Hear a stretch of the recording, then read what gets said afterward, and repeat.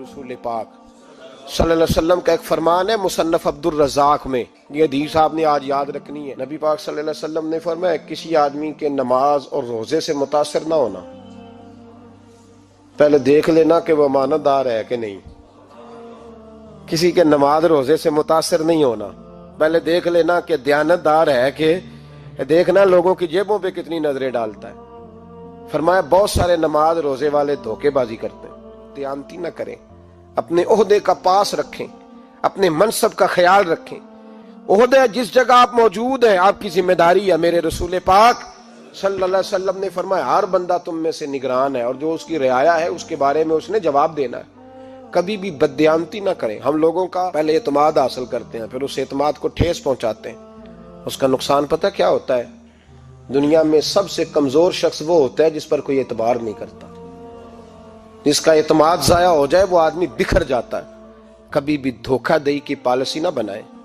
ہم لوگوں سے مفادات لینے کے لیے اپنے رویے میٹھے کرتے ہیں، اور جب کام نکل جاتا ہے پھر ہمارے رویے بدل جاتے ہیں۔ یہ دھوکہ ہے، یہ بددیانتی ہے، اس کو اللہ رسول نے پسند نہیں کیا۔ میرے نبی پاک علیہ السلام نے فرمایا جس میں تین باتیں پائی جائیں وہ تو منافق ہے۔ اگرچہ علماء کہتے ہیں یہاں منافق اعتقادی مراد نہیں، منافق عملی مراد ہے، لیکن حضور نے فرمایا منافق ہے۔ یا رسول اللہ کون؟ فرمایا وہ بندہ جب بات کرے تو جھوٹ بولے، جب وعدہ کرے تو مخالفت کرے، جب امانت رکھی جائے تو بددیانتی کرے، یہ تو بندہ منافق ہے۔ حضرت ابو نور علیہ رحمہ نے لکھا ہے، فرماتے ہیں محمود غزنوی کا دور تھا تو ایک آدمی محمود غزنوی کے پاس نا اپنا کیس لے کے آیا، مدعی بن کے آیا۔ اس نے کہا بادشاہ میرا کیس بڑا نرالا ہے۔ بادشاہ سلامت نے کہا وہ کس طرح؟ کہنے لگا یہ میرے پاس ایک تھیلی ہے، میں نہ سفر پہ جانے لگا تو یہ تھیلی پوری ہیروں کی بھری ہوئی تھی۔ فلاں علاقے کے جو قاضی صاحب ہے نا، میں جاتی دفعہ میں کہیں سفر پہ جا رہا تھا تو میں ان کے پاس چھوڑ گیا کہ رستہ لمبا ہے، کہیں کوئی مجھ سے چھین نہ لے، ہیروں کی بھری ہوئی تھی۔ کچھ دنوں کے بعد میں واپس آیا ہوں، قاضی صاحب نے مجھے تھیلی واپس کی ہے تو اس میں ہیروں کی بجائے کھوٹے سکے نکلے۔ اب میں نے قاضی صاحب سے کہا ہے تو قاضی صاحب تو میرے گریبان تک آتے ہیں، وہ کہتے ہیں بتا کہیں سے پھٹی ہے، کھلی ہے؟ وہ جس طرح ٹانکے لگا کے تو نے سی تھی اسی طرح لگے ہوئے ہیں کہ نہیں؟ تو حضور لگے بھی بالکل اسی طرح ہے، نہ پھٹی ہے نہ کھلی ہے۔ اب میں لٹ گیا ہوں، میری کل عمر کی کمائی ضائع ہو گئی، کھوٹے سکے کہاں اور ہیرے کہاں؟ تو مہربانی کریں، اور آپ کی بارگاہ میں اللہ رسول کے نام پر حلف دیتا ہوں کہ میں ہوں بالکل سچا۔ محمود غزنوی کہنے لگے تو جا، تھیلی چھوڑ جا، اور جب میں تجھے بلاؤں گا پھر دوبارہ آنا۔ شخص چلا گیا۔ محمود غزنوی اٹھے، دربار برخاست کیا، لوگوں سے کہنے لگے چلے جاؤ، میں 3 دن کے لیے سیر کرنے جا رہا ہوں، 3 دن کے بعد لوٹوں گا۔ اکیلے جب رہ گئے نا محمود دربار میں تو محبوب نے چھری منگائی۔ وہ جس تخت پہ بیٹھتے تھے وہاں گدا بچھا ہوا تھا، یہ گدا پڑا ہے نا، وہ گدا بچھا ہوا تھا۔ محمود نے چھری کے ساتھ اس کو پھاڑ ڈالا اور چھری جیب میں رکھی نکل گئے۔ کہنے لگے میرے بعد کوئی میرے دربار والے احاطے میں داخل نہ ہو۔ محمود چلے گئے۔ اب وہ صفائی کرنے والا جب آیا نا، اس نے آ کے دیکھا تو گدا تو پھٹا ہوا ہے۔ اس نے شور ڈال دیا، پہرے دار بھی آ گئے، فلاں صاحب بھی آ گئے، فلاں صاحب۔ اس نے کہا او خدا کے بندو، اس کا گدا پھٹ گیا ہے، وہ تو مار ڈالے گا۔ اس نے کہا تھا سوائے صفائی اور نگرانی والے کے دوسرا آئے کوئی نہ، اور یہاں آیا بھی کوئی نہیں، پہلے دن ہی پھٹا ہوا ہے تو لٹکا دے گا سب کو، کیا کریں؟ شور ہو گیا، سارے دربار کے ملازمین اکٹھے ہو گئے۔ ایک بندہ بولا، کہنے لگا فکر نہ کرو، میں کیسے بندے کو جانتا ہوں، اس طرح سیے گا کہ جس نے پھاڑا ہوگا اسے بھی پتہ نہیں چلے گا کہاں سے پھٹا تھا، ایسا بہترین رفو کرے گا کہ پتہ بھی۔ اس نے کہا یار ہم سارے ایک مہینے کی تنخواہ دیتے ہیں، تو بندہ بلا۔ وہ بلا لیا اس کو، اس کا نام محمد رفو گر تھا۔ وہ آیا، اس کو گدا دکھایا، اس کا یار اس طرح سینا پتہ نہ چلے۔ اس نے کہا فکر ہی نہ کرو، میں بڑا کاریگر ہوں۔ بڑے بڑے کاریگر لوگ نہیں ہمارے ملک میں پائے جاتے، کوئی نشان چھوڑتے ہیں پیچھے؟ بڑے کاریگر کا پیسے ہونے چاہیے، بڑے بڑے کاریگر بندے۔ آپ یقین کریں ایسا فلسفہ، یہ عمرہ عبادت ہے نا، سرکار دو عالم صلی اللہ علیہ وسلم کی بارگاہ کی حاضری بڑی نعمت ہے نا۔ تو سعودی گورنمنٹ نے پابندی لگا دی، خیر ان کی بھی زیادتی ہے، اس طرح کی پابندیاں شریعت اسلامیہ میں جائز نہیں۔ اللہ کے گھر مسلمان جب چاہے جا سکتا ہے، لیکن وہ کہتے ہیں جی 2000 ریال دے جس نے 2 سال بعد بھی آنا ہے۔ انہوں نے پابندی لگائی تو ہمارے ایجنٹوں نے بھی کئی خاص ٹریننگ حاصل کی ہوئی ہے، پتہ نہیں کہاں سے سیکھ کے آئے، انہوں نے بھی رستہ نکال لیا۔ ایک صاحب سے میں نے کہا کہ جناب وہ 2000 ریال لگ گیا تو کیا کرنا ہے؟ کہنے کوئی مسئلہ نہیں، پاسپورٹ نواں بنوا لو، گنجائش ہے، یعنی ہر شے کا حل ہے۔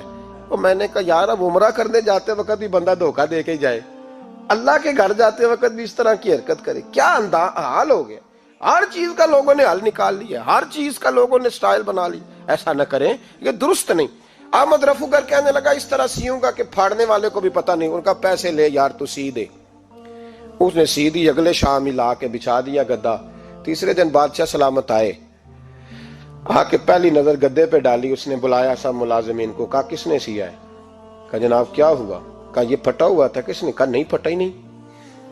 وہ کہنے لگے بنو بات، میں خود پھاڑ کے گیا تھا، تو بتاؤ صحیح سیا کس نے ہے؟ کہا جناب آپ پھاڑ کے گئے تھے تو بتایا کیوں نہیں؟ فرمانے لگے اسی لیے تو بتایا نہیں تھا کہ تم خود تحقیق کر لو، بلاؤ بتاؤ سیا کس نے۔ تو بلا لیا، احمد رفوگر آ گیا۔ اس کو جب بلا کے سامنے بادشاہ کھڑا کیا، کہا بھئی تم نے سیا ہے؟ کہنے لگا حضور آپ کے سارے ملازم کٹھے ہو کے آئے تھے، میری غلطی کوئی نہیں۔ کہا نہیں یار تو بڑا کاریگر ہے، میں نے اپنے ہاتھ سے پھاڑا تھا پر مجھے بھی نہیں پتا چل رہا کہاں سے پھٹا تھا۔ اچھا یہ بتا یہ تھیلی جو ہے یہ بھی تو نے سی تھی؟ اس نے کہا جی آپ کے خادم کا ہی کارنامہ ہے، وہ فلانے علاقے کے قاضی صاحب آئے تھے، اس میں سے ہیرے نکال کے تو کھوٹے سکے بھرے تھے، تو مجھے بھی تھوڑا سا حصہ ملا تھا۔ محمود نے سارے گواہ بھی اکٹھے کر لیے، ثبوت بھی اکٹھے کر لیے۔ پھر قاضی کو بلایا، پہلے سارے ثبوت اور گواہ کیس حل کر لیا۔ پھر ہمارے ہاں یہ حال ہوتا ہے کہ مدعی 2-3 ہفتے کے بعد خود ہی ہاتھ باندھ جاتا ہے، کہنا تسی میری جان چھڈو، مجرم پھڑو پاوے نہ پڑھو۔ وہ کہتا ہے مجھے معافی دو، میں رہا۔ ظلم ہے نا، ظلم، زیادتی ہے کہ جو بیچارہ اتنے سوال مجرم سے نہیں ہوتے جتنے مدعی سے ہوتے ہیں۔ اب یقین کریں اتنے سوالات ہوتے، بیچارہ ہف جاتا ہے۔ یہ طریقہ درست تو نہیں، ایک لٹ گیا اور دوسرا طرح طرح کے سوالوں کے جواب دیتا پھرے بیچارہ۔ سارے ثبوت اکٹھے کر کے قاضی صاحب کو بلایا، تنہائی میں لے جا کے محمود غزنوی نے کہا قاضی صاحب آپ سے غلطی ہو گئی، غریب آدمی تھا، وہ لٹ گیا ہے، اس نے تو بڑی مشکل سے کچھ ہیرے جمع کیے تھے اور اس کی کل کائنات تھی، تو آپ اس کا مال اسے دے دیں، بات ختم۔ قاضی صاحب کہنے لگے آپ مجھ پہ الزام لگا رہے ہیں، سوال ہی نہیں پیدا ہوتا۔ آپ میری داڑھی دیکھیں، آپ میرا اعزاز دیکھیں، دنیا جانتی ہے میں اس کا۔ قاضی صاحب انسان بھول ہی جاتا ہے، بندہ بھول جاتا ہے، غلطی ہوگی، مال نے کہا نہیں سبق۔ کہا میں تنہائی میں پوچھ رہا ہوں، میں اس وقت پوچھ رہا ہوں جب دوسرا موجود کوئی نہیں، آج توبہ کر لے، میں کچھ نہیں کہوں گا، تو میری زبان پہ اعتبار کر، تجھے پتہ ہے میں جو کہتا ہوں اس پہ عمل بھی کرتا ہوں، باز آ جا۔ پر قاضی نے کہا نہیں میری غلطی کوئی نہیں۔ محمود نے پھر بڑے دربار میں بلا لیا، مجمع عام میں۔ مہلت کے دنوں میں جو توبہ کر لے وہ بچ جاتے ہیں، لیکن لوگ رسوائیوں کے دنوں میں پھر واپس لوٹتے ہیں اگلا گھر دیکھ کے، پھر حالات اور طرح کے ہو چکے ہوتے ہیں۔ جب بڑے دربار میں قاضی کو بلایا، بھائی تو مانتا ہے کہ نہیں؟ اس نے کہا نہیں۔ تو کہا بلاؤ احمد رفوگر کو۔ جب وہ احمد رفوگر آیا تو بوڑھے قاضی کی ٹانگیں کانپنے لگی، جملے ٹوٹنے لگے، لفظ زمین پر گرنے لگے، بات صحیح نہیں ہوتی، زبان لڑکھڑانے لگی۔ محمود کہنے لگے قاضی میں نے تجھے کہا تھا وہاں مان جا بات، اب بڑے دربار میں بول۔ تو جب قاضی صاحب کی گردن خود بخود جھک گئی تو دنیا سمجھ گئی، کہا نکل جا میرے دربار سے۔ محمود بولے نکل جا، اتنی تجھے عزت دی، اتنی بڑی تنخواہ دی، قاضی بنایا، اور یہ تھوڑی سی رقم کے لیے، تھوڑی سی رقم کے لیے تو بددیانت ہو گیا، چل چلا جا، نکل۔ قاضی دربار سے نکلا تو لوگ لعنتیں برسانے لگے۔